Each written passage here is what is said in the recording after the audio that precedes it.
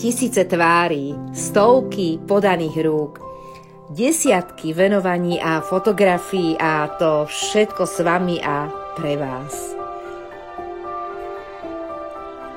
Chodím po celom Slovensku a počúvam vaše problémy, vaše radosti a vaše žiadosti.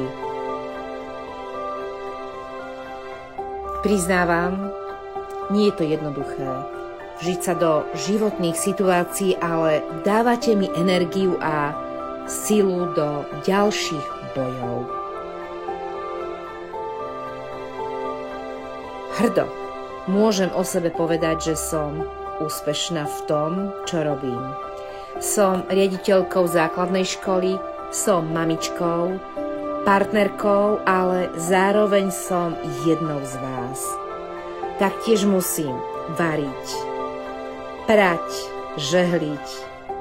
Ale to všetko robím rada, lebo to robím najmä pre svojich blízkych. Teraz však cítim v sebe akúsi potrebu realizovať sa a využiť svoje manažerské aj ženské schopnosti.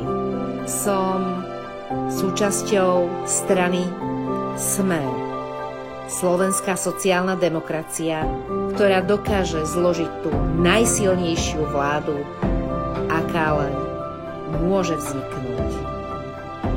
A viem, že to tak bude, lebo najlepšie preferencie sú na plných námestiach ľudí, ktorí nás chodíte podporovať, a to je tá skutočná politika s vami, so skutočnými ľuďmi.